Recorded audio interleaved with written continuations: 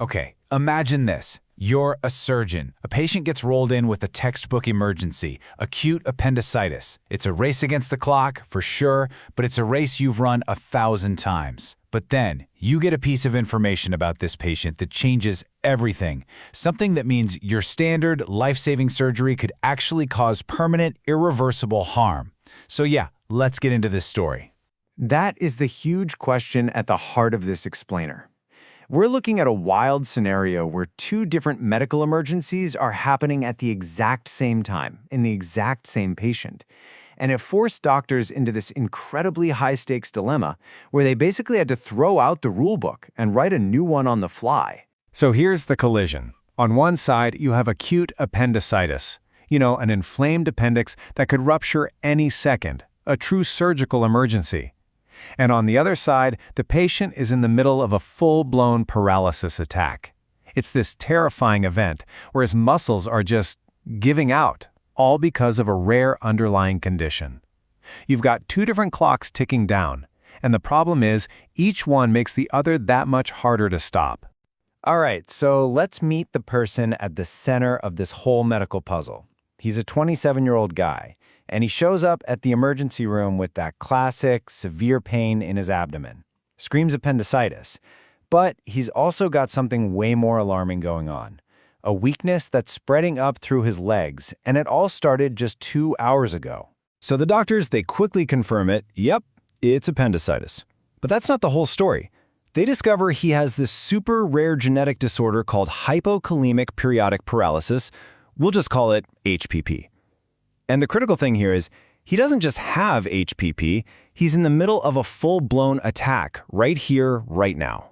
So what in the world is HPP? Well, it's a rare genetic thing, what's called a channelopathy. The easiest way to think about it is like this. His muscle cells have these tiny little gates or channels that are supposed to let ions in and out. But his are faulty. And when the potassium level in his blood drops too low, those gates just stop working right. And when they stop working, his muscles can't function. That's what leads to these episodes of extreme weakness or even total paralysis. Now for you and me, a normal potassium level is somewhere between 3.5 and 5.0. This patient's level, it was 2.4. That number isn't just a little low, it is critically, dangerously low. This is the smoking gun, the direct trigger for the paralysis that's literally creeping up his body. So the team has two massive problems. They have to fix this number fast, and they have to deal with an appendix that's about to burst. So, with this double diagnosis locked in, the race is on. This is not a one-doctor job. This requires a whole team of experts to come together and create a perfectly synchronized plan. They're basically planning a medical high-wire act where even one tiny misstep could be absolutely catastrophic. And it really did take a village of specialists.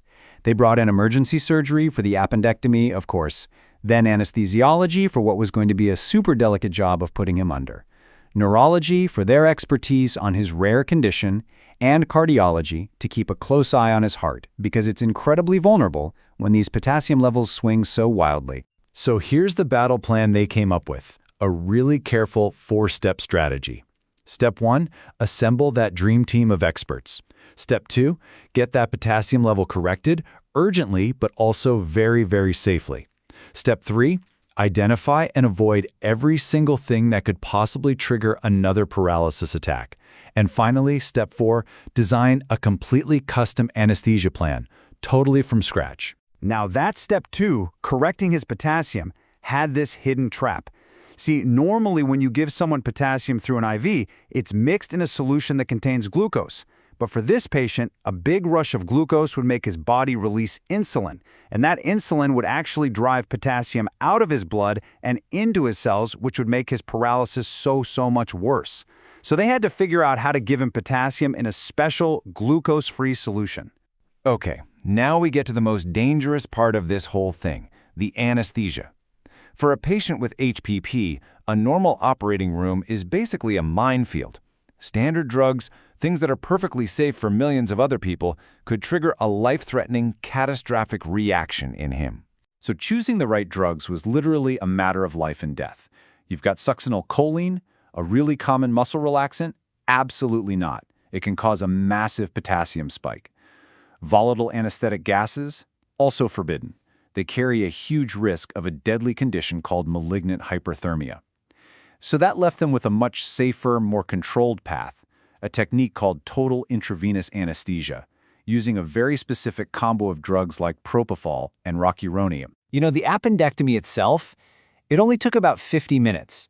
But during that entire surgery, and for the hours leading up to it, that team was a blur of motion. They were constantly drawing blood, checking his potassium level every single hour on the hour, ready to jump in and make a change at a moment's notice just to keep him stable. So the big question, did this incredibly detailed, high-wire act of a plan actually work? Yes, it did. The surgery was a total success, and the patient's recovery really tells the rest of the story.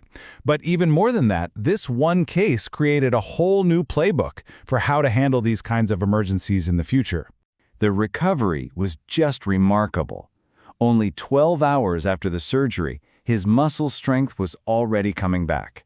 By the 24-hour mark, he was back to full strength, and on day 3, he walked right out of the hospital. The plan didn't just avoid a disaster, it paved the way for a super fast and complete recovery. So what's the big lesson here? Well, it's that the surgeon's skill with a scalpel was only one piece of the puzzle.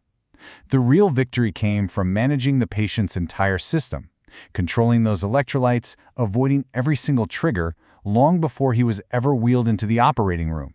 This whole case also just hammers home the danger of that anesthetic minefield we talked about. You know, in this situation, knowing what not to do was every bit as important as knowing what to do. That specific knowledge of what to avoid is what prevented a fatal complication. And it's a powerful reminder of why being aware of these rare conditions is so unbelievably critical. Ultimately, the success of this entire thing really boiled down to maintaining 3 pillars of stability. The team had to ensure what they called normothermia, keeping his body temperature totally normal. They had to maintain normocapnia, keeping his carbon dioxide levels perfectly normal. And of course, the big one, they had to achieve normokalemia, keeping that crucial potassium level right in that safe zone at all times. And that kind of leaves us with one last big thought. This one single case shows us how a rare condition can force doctors to just toss out standard procedures and completely innovate on the spot. It really makes you wonder, doesn't it? How many other rare diseases are out there just waiting to challenge everything we think we know and force us to rewrite the emergency playbook all over again?